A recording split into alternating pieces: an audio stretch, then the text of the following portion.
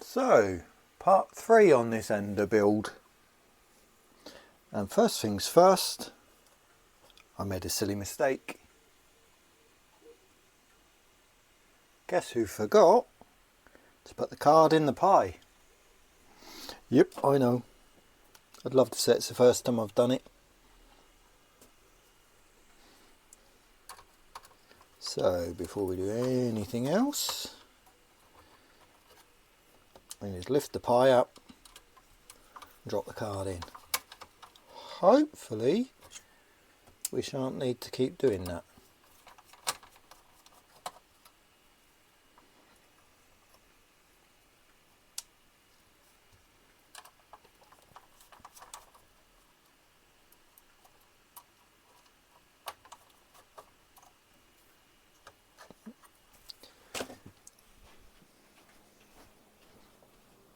Okay, where have I put them? You'll do. Tweezers. Always worth keeping a few pairs on hand when you're doing stuff with printers, especially with teeny tiny screws. I've got this sort, and then I've also got the type with the ceramic tips on. They're great for nipping bits off of the hot end, because low risk though it is technically possible to bridge the terminals when you're trying to whip something off of a nozzle. And if you do that with metal tweezers, you can short it. The ceramic ones, not only being heat proof, are also non-conductive. Right, so that's the card put in, and that's definitely the right one. Yep, because my firmware's on there, so I couldn't muddle it. Righty-ho. So move you out of the way.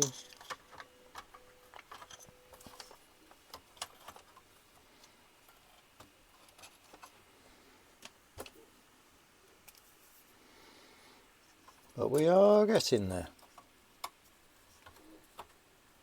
No, you're not right. Oh.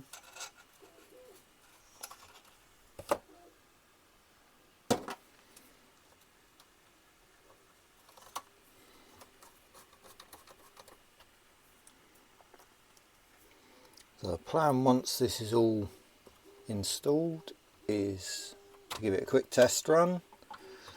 Make sure obviously everything works. Make sure all the steppers are running in the correct directions, etc. And then I will go over the firmware, fine tune anything that needs tweaking.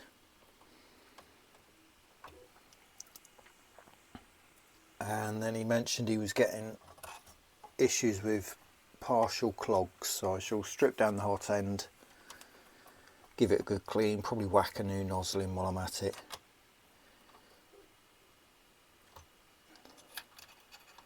And then it should be good to be returned.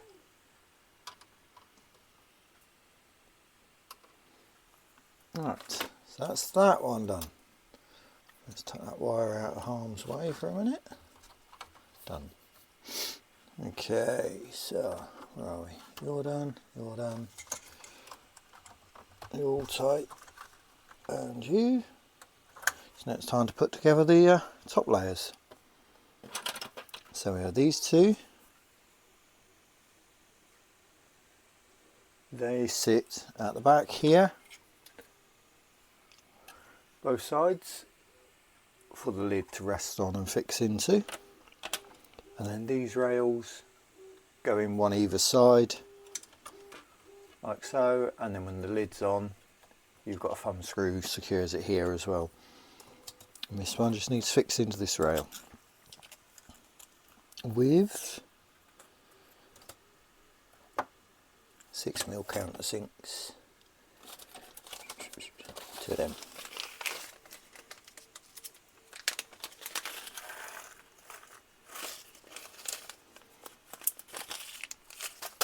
When I'm working from my own supply of nuts and bolts and stuff, I've got a big organiser with them all laid out, save fiddling with bags.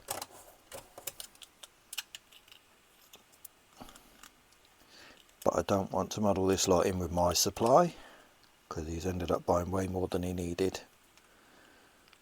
so they can go back for when he's tinkering on his next project.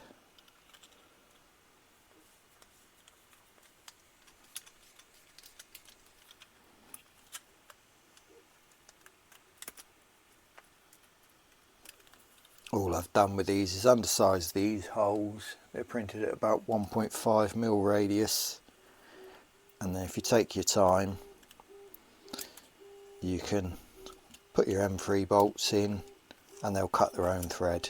I've done all that off camera because it's just time consuming and a wee bit boring. Just have to take it slowly and don't do too many with the same bolt too quickly, especially if you're using a powered screwdriver, because the bolt heats up. And yep, you do remember that when you drop it in the palm of your hand. So again, we'll just leave a little bit of slack, and the easiest way to do that is do it up tight, back it off. That way it should slide on the rail without an issue. That's it. And the back rail to this is deliberately longer so that it pushes this to the front without snagging anything. So that will go in there, and that one will go this side. No, I've reversed them. It's all the way around, like that.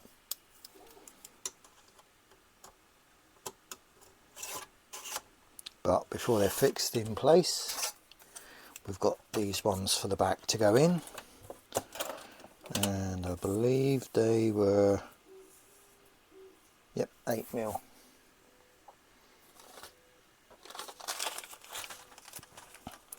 So now one for the 8mm countersinks,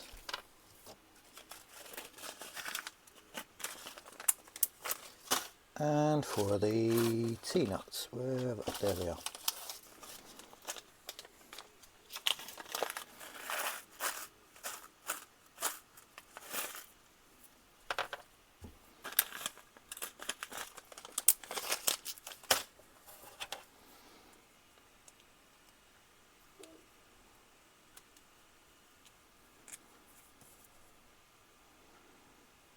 These T-nuts are just amazing things when you're working on stuff like this, to save having to gain access to the rails or drill and tap metal,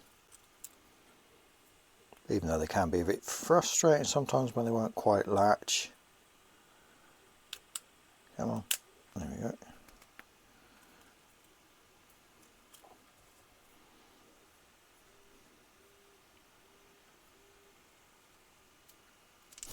No.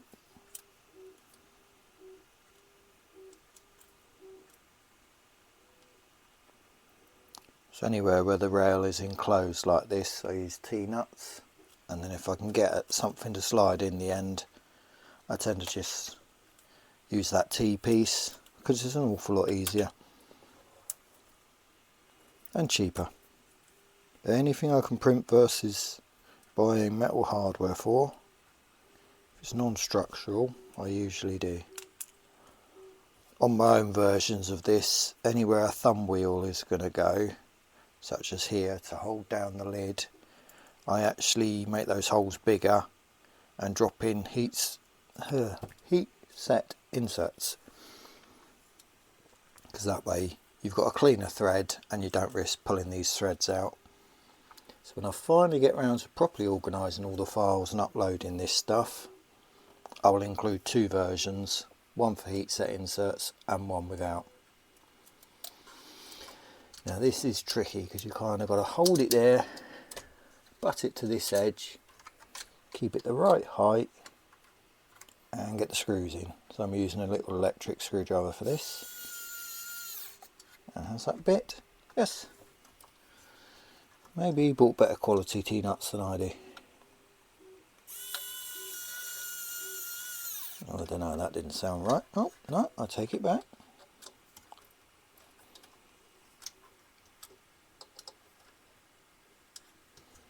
That's that, and then that goes in like so. And then you can take your stubby, just tighten those screws up.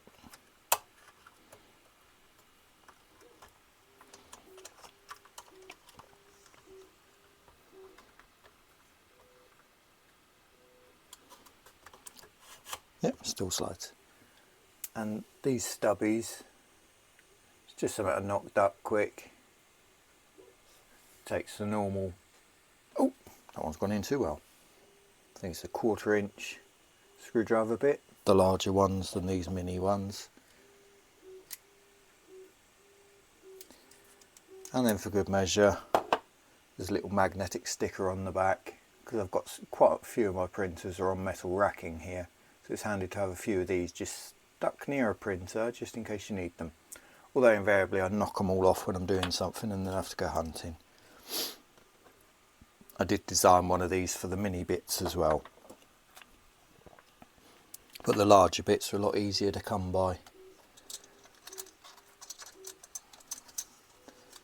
Come on, in you look, nearly.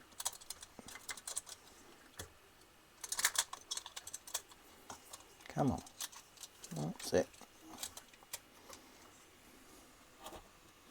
Yeah, these little things are dead handy for this sort of stuff. I don't use it a lot when I'm recording, because I know the noises can be a bit annoying. But for little bits like this, it makes it so much easier to catch the T-nut rather than spinning it by hand.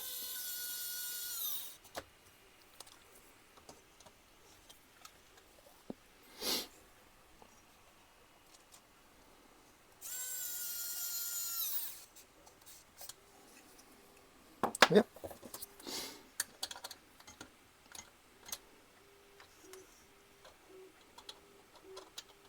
So we're slowly getting there.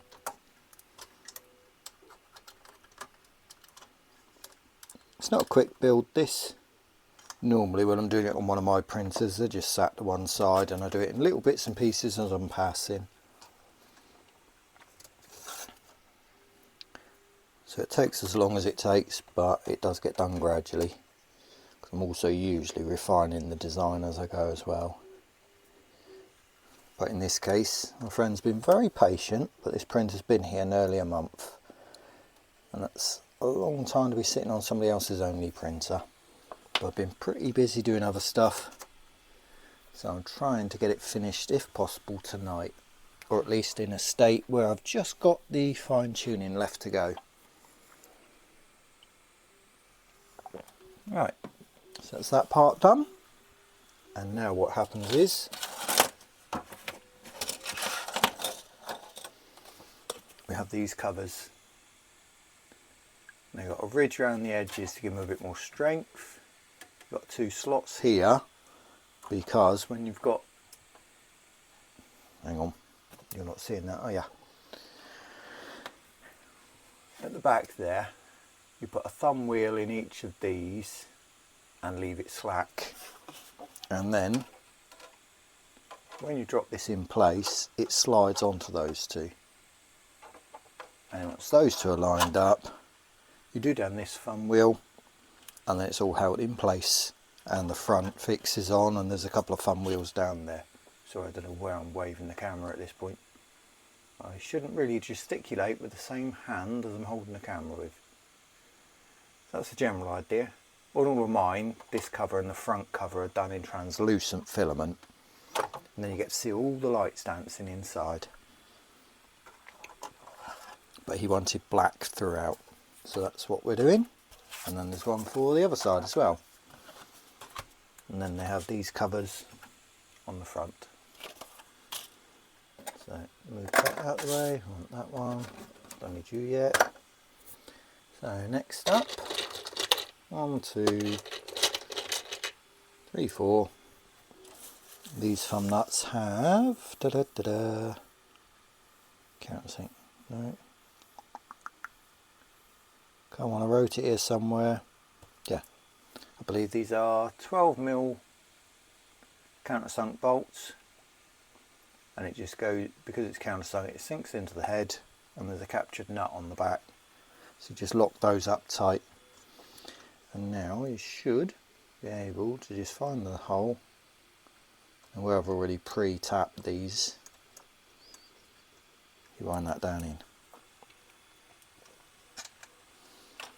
Can be a little tricky, which is why I always try to remember to put these in before I mount these rear plates, and I always forget.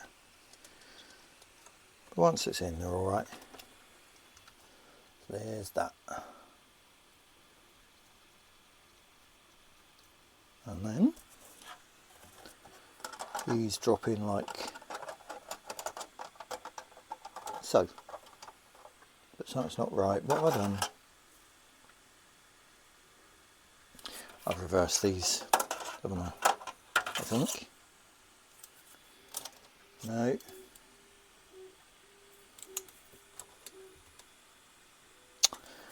Okay.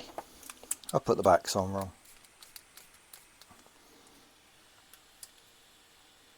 This part should have been over here at the front.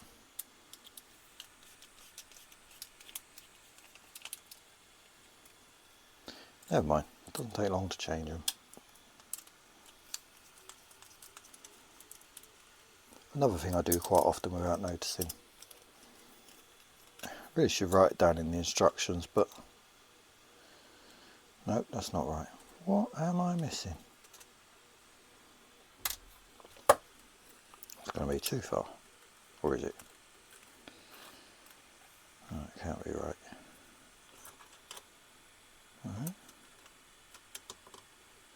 Okay, what on earth have I missed here?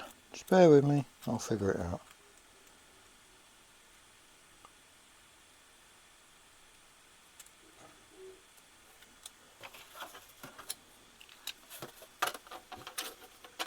It goes like that. That should go.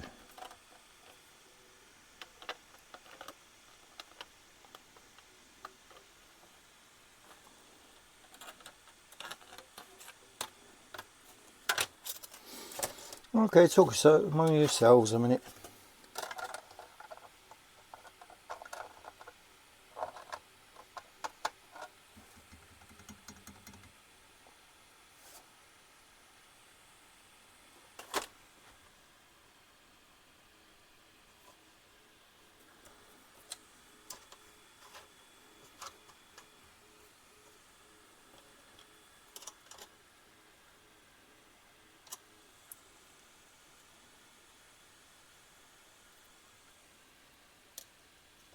Oh, I know what I've done. Ah dear. These are supposed to be along further.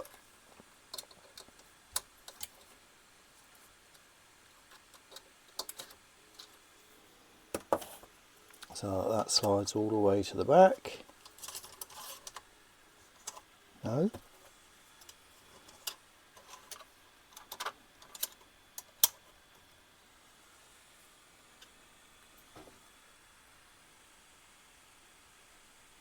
Okay, I'm going to pause this here. I'm going to open up one of my other printers and figure out what on earth I've done wrong. I wonder if I've printed an earlier revision of this before I edited it.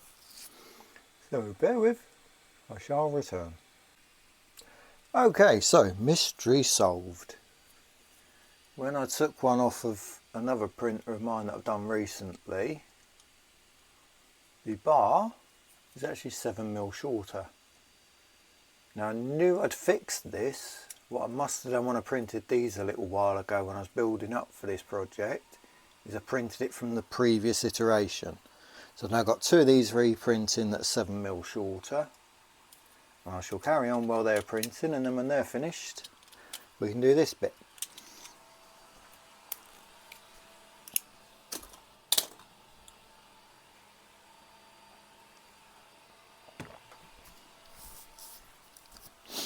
So in the meantime,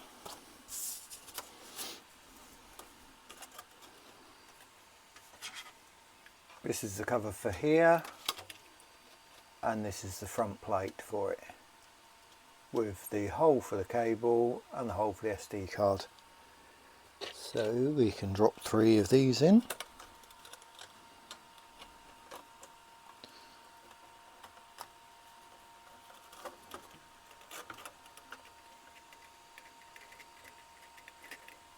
I found the trick with these is to get all 3 in slack, and then when it's actually fitted, then align it, because I've allowed for a little bit of wiggle room on the bolt holes.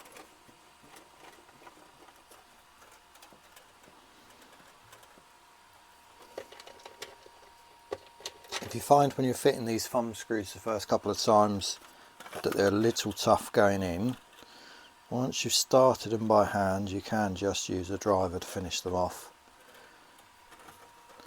Once the thread settles in, it shouldn't be a problem. It's just one at a time, go up just tight and then back it off a couple of turns. That's it, and then you've still got that wiggle room for fitting these. And as soon as the bars are finished, I can put the side rails on, but in the meantime I may as well carry on. I can work around the lids being on there for now.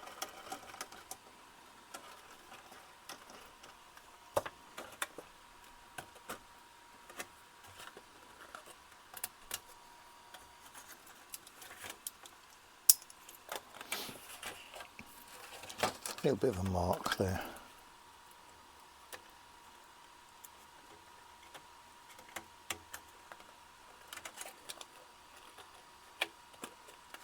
Yep, that's got it. So there's that one. And then you've got one for this side as well. Oh, same thing with that.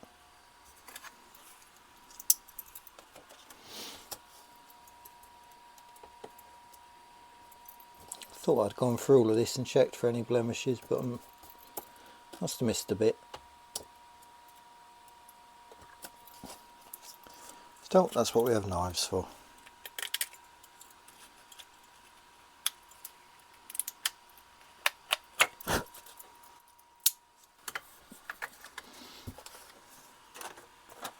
See, flawless performance. And if you believe that, you believe anything.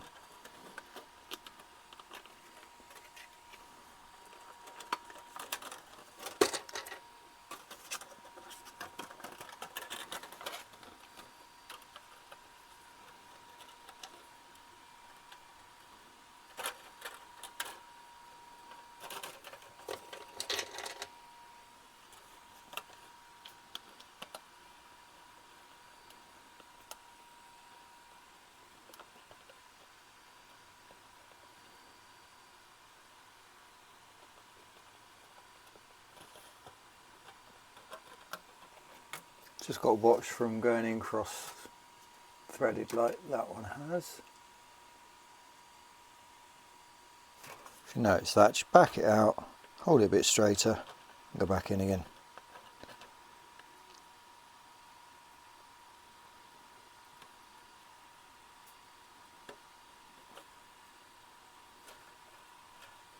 There we go.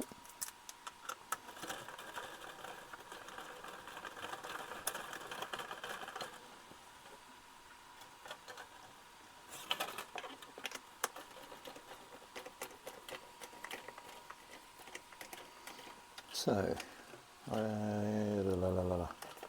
right, while we're waiting, in a minute, I shall hook the screen up, flash this board, and see what kind of control we've got before we even connect the Pi.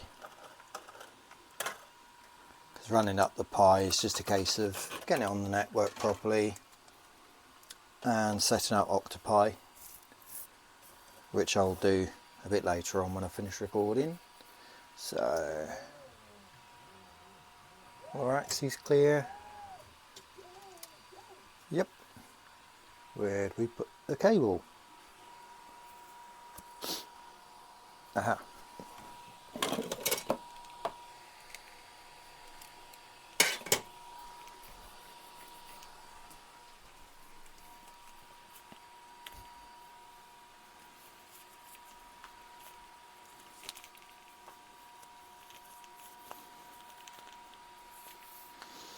Okay, we're rapidly approaching the moment of truth.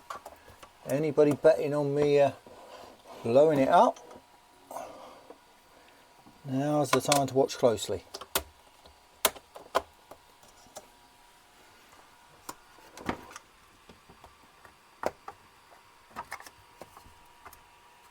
There we go.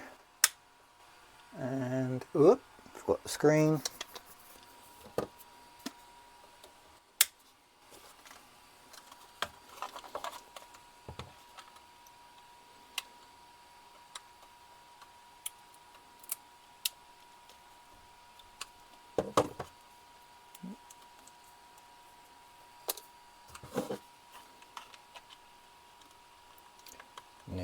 generally these SKR boards don't have anything on them when they're new. So I'm expecting nothing but a few lights, but we shall see. Right, what have we?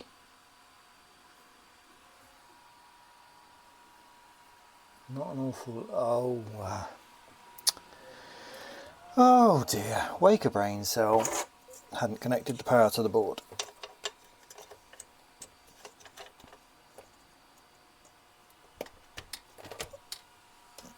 There we go, that's better. Now we've had the clack of the probe. Oh, there must have been a test file on here. But anyway, we don't want that one, because that's configured for an ordinary ender and probably won't be configured for how this is set up.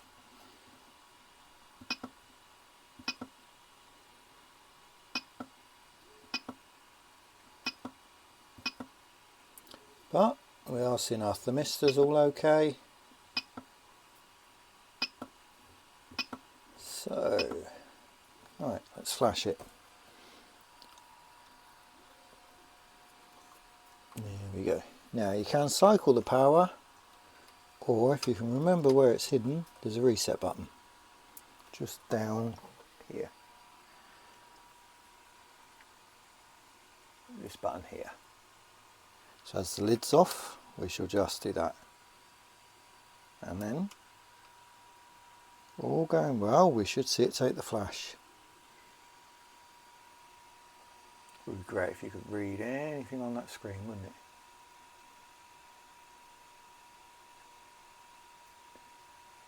Yep, that appears to have flashed. So, best way to test that, let's pull the card.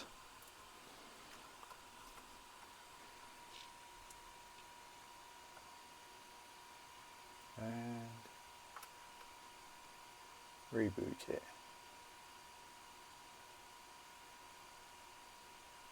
Nope. Okay then. Determined to prove me wrong, aren't you? Well, I know there's firmware on there, so we do it the old school way.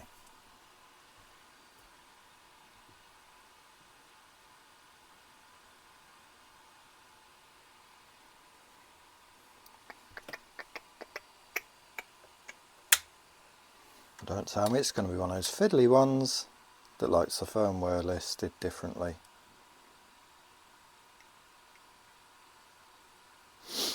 Yep, okay then.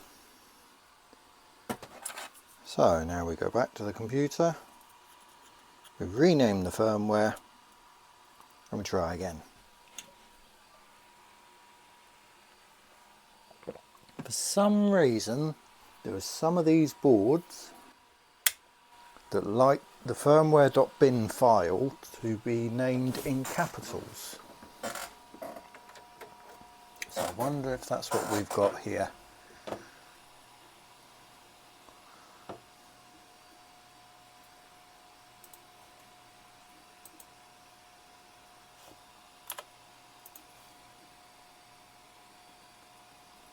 Either that or just a failing SD card, one or the other.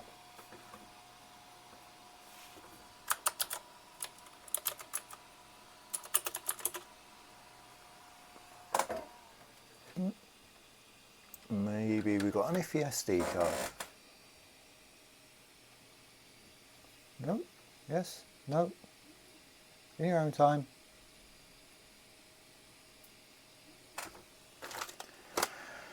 Oh dear, oh dear, oh dear, oh dear.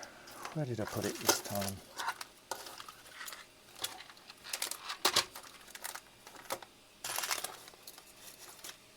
Nope. Brilliant. Okay. Let's pause again.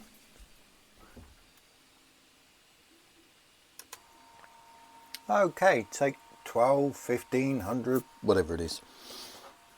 The SD card had keeled over. Hopefully. Either that or this is killing SD cards, which is an incredibly unusual thing to happen.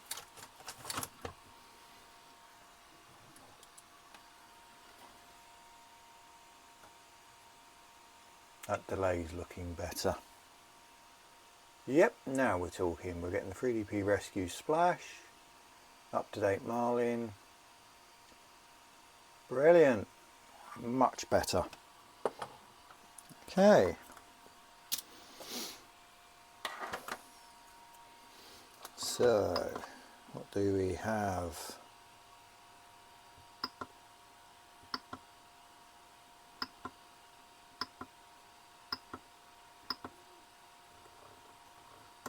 Yep, all reading good. We've got our runaway watch, etc. on. Yep, all the print counters are 0 as they should be after a flash. Okay, so just start with the basics. What we want to do is start to preheat. And then we watch our levels.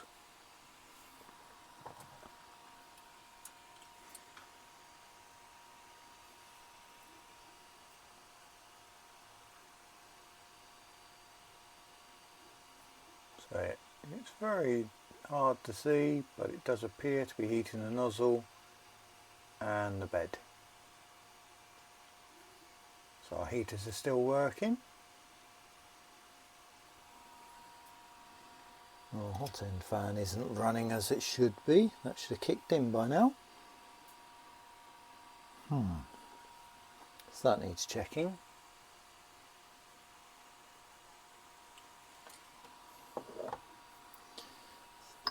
So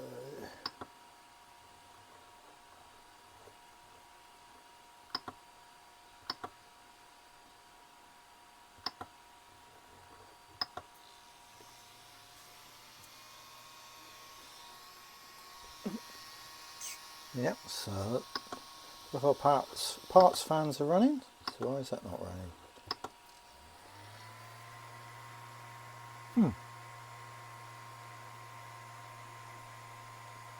Okay, so I've missed the config step somewhere, but that's firmware. The hot end fan should kick in at about, I believe, 50 degrees.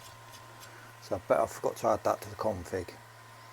But either way, we are heating, bed's heating, hot end's heating. So we're now going to cool down. Interesting, let's turn that straight off.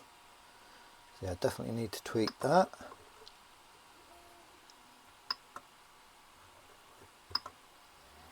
That's it, and currently, yeah, our case fan's not running. So now we test our axes.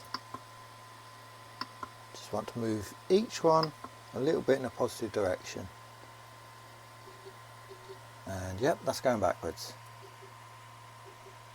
Okay, so now we start with our notes for firmware tweaking.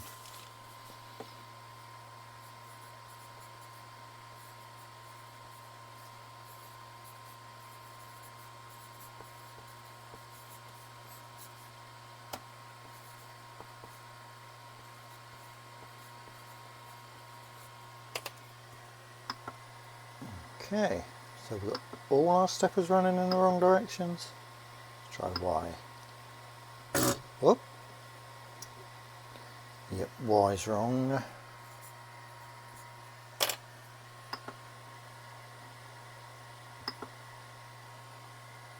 So my money is on Z being reversed as well.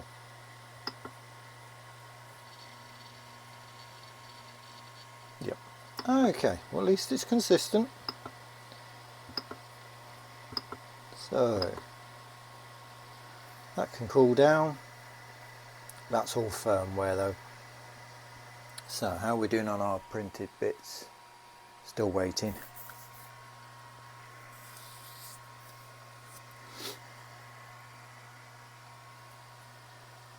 Okay, well while I'm waiting I shall pause again, tweak those bits in the firmware and reflash it, and then hopefully by then the other bits will be finished printing so we can get them on. But so far we aren't looking too bad. Nothing's gone bang. Probably shouldn't say that. Right, back in a moment. Alright, so I've thrown a few tweaks at the firmware. I'd totally forgotten I started with a default config for the wrong board, so it had no idea where the fan ports were. So we should now be able to reflash that, and then with a bit of luck our stepper should be going in the right direction and our fan should respond as intended.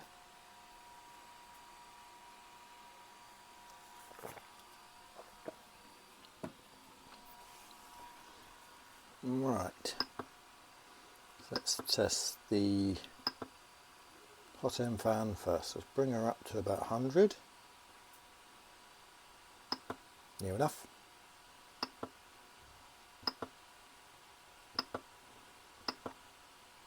Now as that climbs, the fan should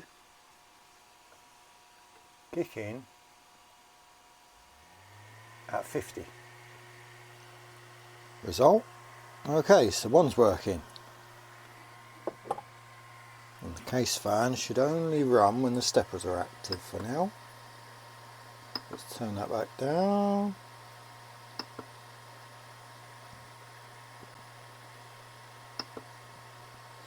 Right, so one at a time now we can test our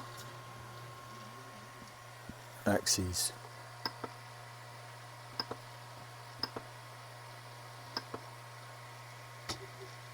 That's better. Yep.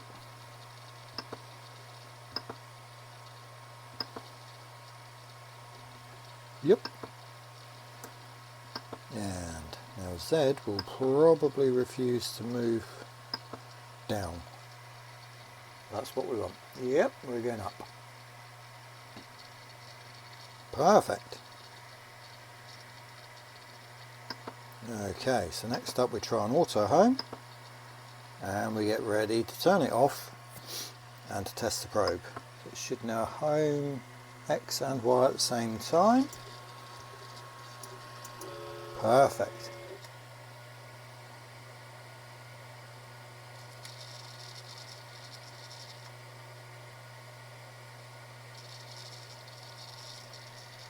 Yep, done. Okay, so we should now, in theory, be safe to home all the way. Anytime you're running out a fresh install with a probe on it, always use your thumb or something to stop the probe before it gets anywhere near the bed until you've tested that it's actually working. Once you know it's working, then you can let it come down to the bed. Oh, and look at that, our other parts have just finished printing. So we've all but finished slapping this together. And I can end this video that feels like it's going to run for about 24.5 hours. And all the firmware tweaking off camera. Once the firmware is right, like usual, I'll bundle it up somewhere. And it's available for free.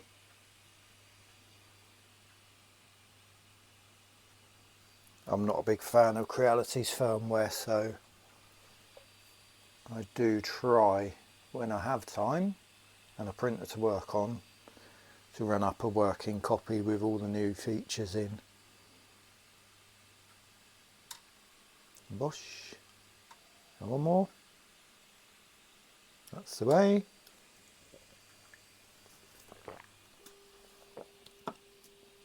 Now, did that one start up at all? No, it didn't. So I need to check the case fan setting. But in the meantime, I just need Z well up out of my way.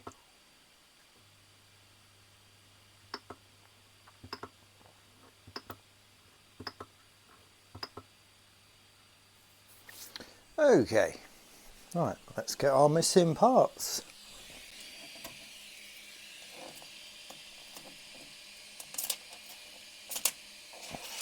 Yeah, I really hope this time I've printed the right size.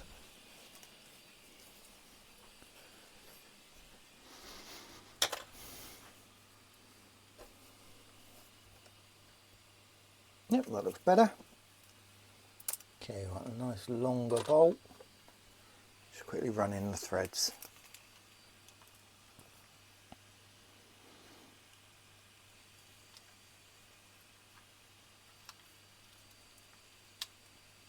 So yeah, you just give it a little bit of pressure and then keep running the bolt till it passes all the way through, and then that will push any excess out of the way and tap its own thread.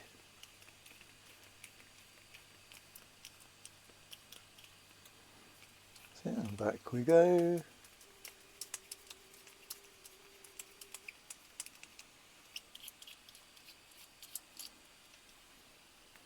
And now let's exercise some wisdom, because I'm going to be working around the circuit board, and power it down. Okay, so there's now hopefully no power there.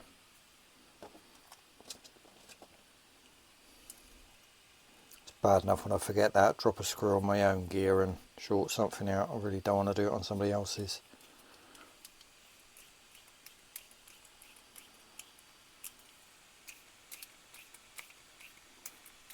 When I'm not recording, I generally use an electronic screwdriver for this just because it's quicker.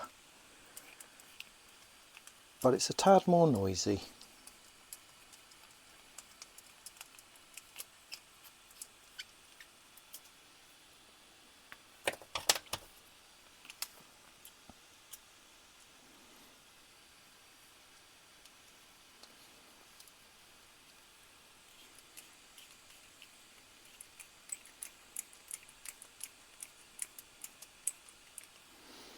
But we are getting there.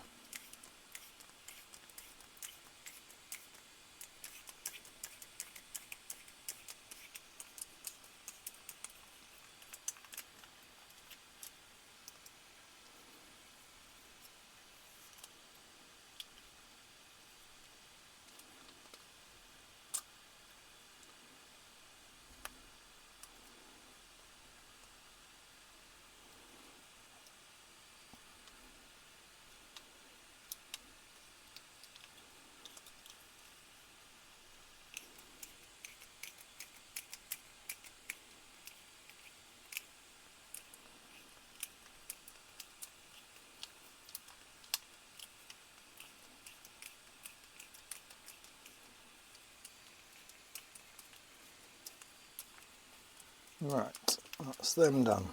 Nope, missed.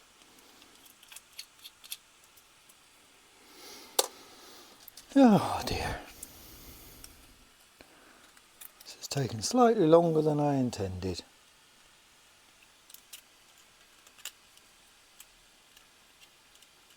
Now, I could edit it down into a really slick 20-minute video, but that would eat into time when I can be fiddling with other printers and stuff. And also, I like to do these pretty much like you're in the room with me. The only difference is if you're actually in the room with me and I wasn't recording, you'd hear swear words.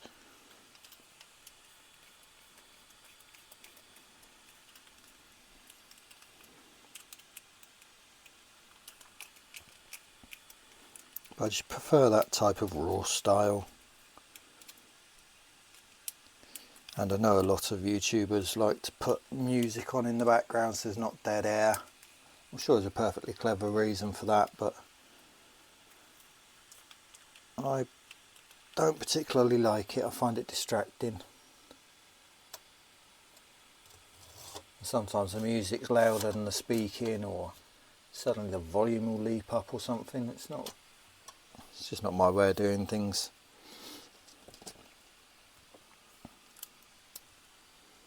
I like to keep things nice and simple, just like me.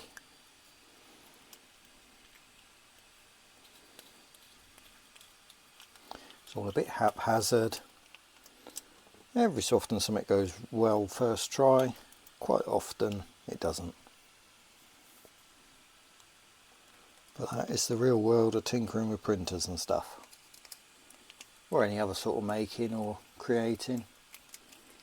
For every bit that goes well, there's an awful lot behind the scenes that didn't go so well.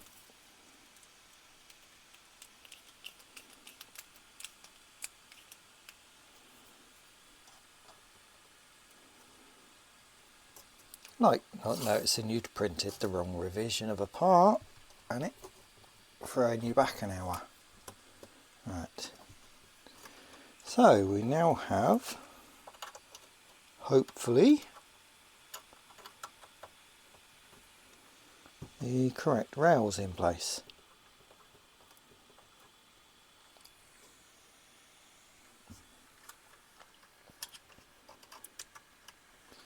So then I can show you the rest of the case put together. Put the screen back on, and then everything else is just firmware tinkering.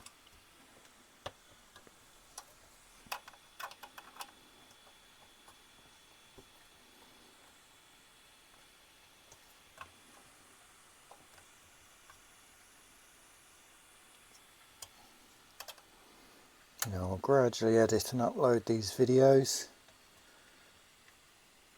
I don't do a whole lot of editing. I'll pull out the audio track and just try to level off the volume a bit. And apart from that, I just assemble it together in a video editor. And okay, what on earth have I missed this time? Oh, wakey.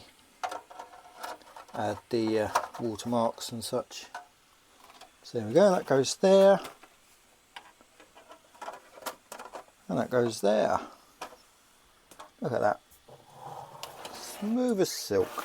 Aside from all the little diversions. And then you have a nice panel covering here. Easily removable when you work on it.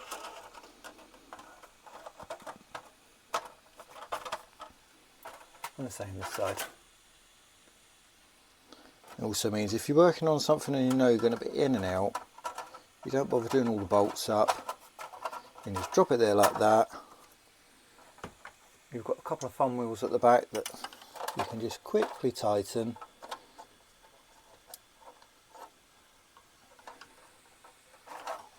I won't do the other one. And then you know this cap shouldn't fall off while you're working on it. So you've less likelihood of dropping screws and stuff down. And then when you finish completely, you just tighten it all up. Alright, so let's sit you there while I finish up this bit.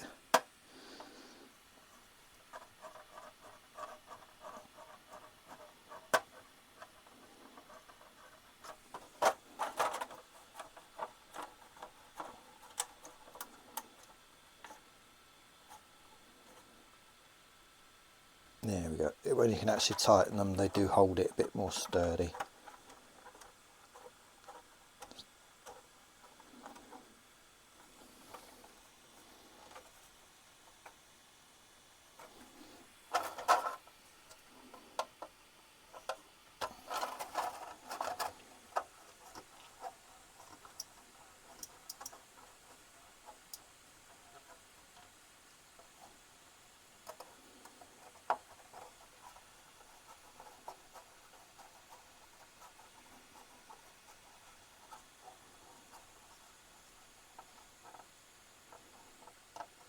Right.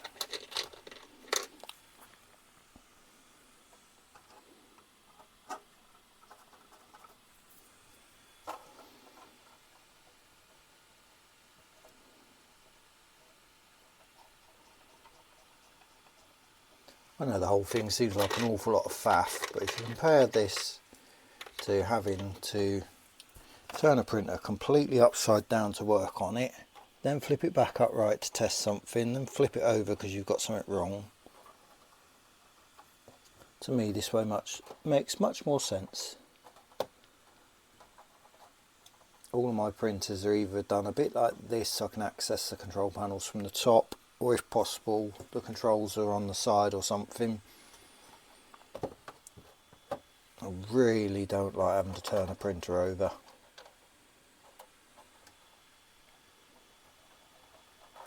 And given how often I'm tinkering on them, makes sense. If you've got a printer you're just going to set it up and leave it stood up and running, it's probably not worth the effort.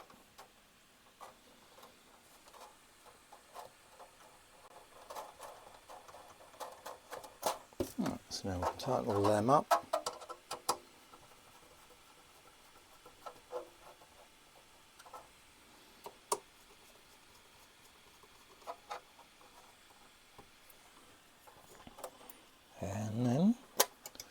tighten these up first, these lower bolts.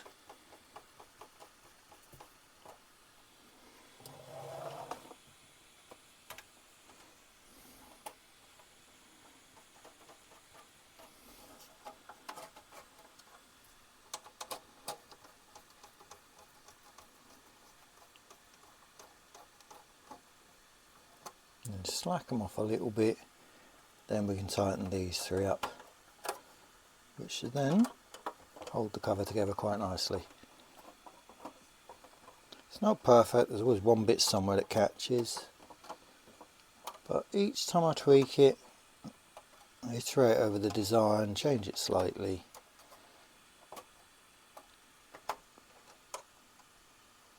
And once I finally get around to uploading this for other people to share, then I will just keep adding any changes back in.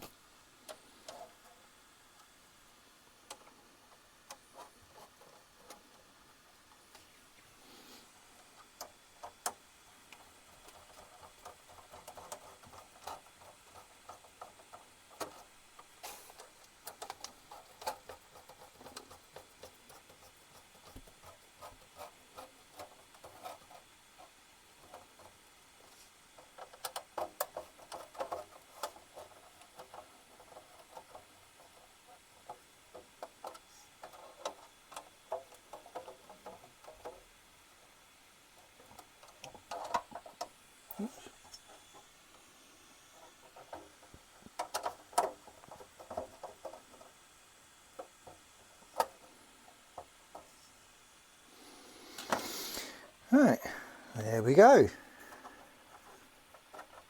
So now, anytime you want to work on it, leave these three done up.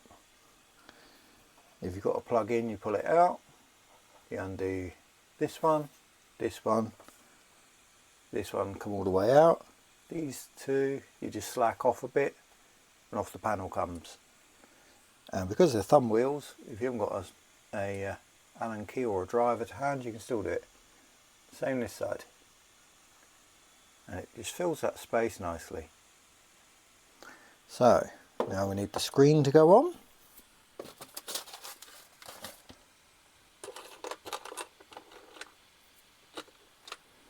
And I need to remember where I put the Allen key for it.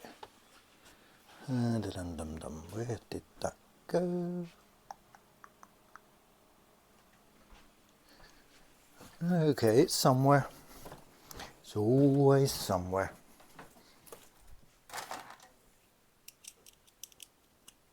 Got it. I'm getting better. It wasn't even in the same room. So ideally now,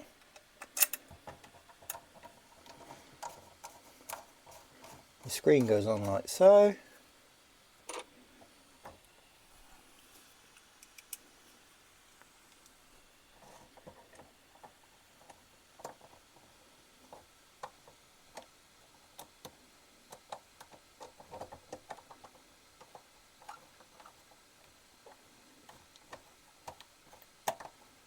Oh, fun hole. There we go.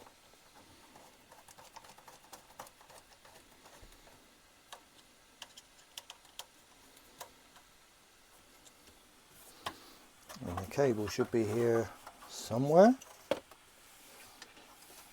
And with a bit of luck, should just reach. It's a bit tighter than I like, but that can always be sorted out. And then, as the final crowning glory, because there's no longer a control panel box cover here, we have our 3DP rescue badge. On mine, where I use a different screen mount, I have one either side. So if you happen to be a member of the 3DP rescue group, or any of our umbrella groups, or on our Discord or whatever, just reach out. These files are made freely available. Oh, where are you stuck? There we go. Just a silly little touch.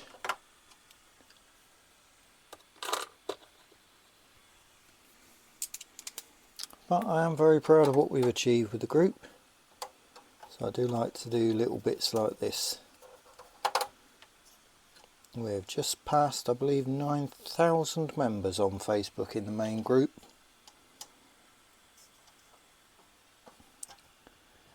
So feel free to check us out if you're not already a member.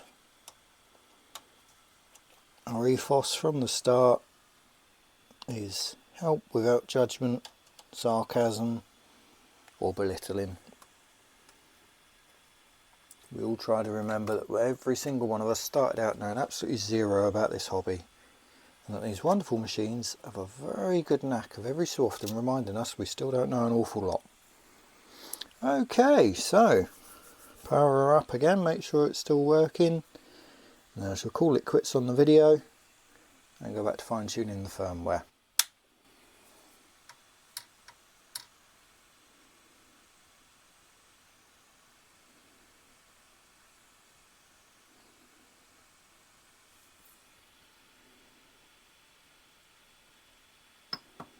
Right.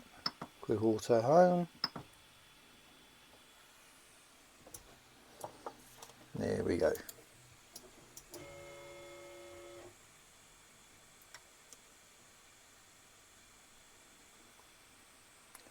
I forget how slow these are by default. When mine was still running Marlin, I'd massively sped this up, but I don't like to do that on other people's printers, just in case something goes wrong. On mine it was a very slow process to increase the speed a bit, make sure nothing happened, bump it up a bit more.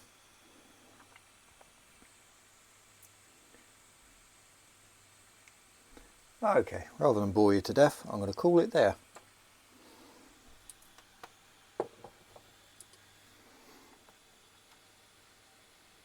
Thanks for watching.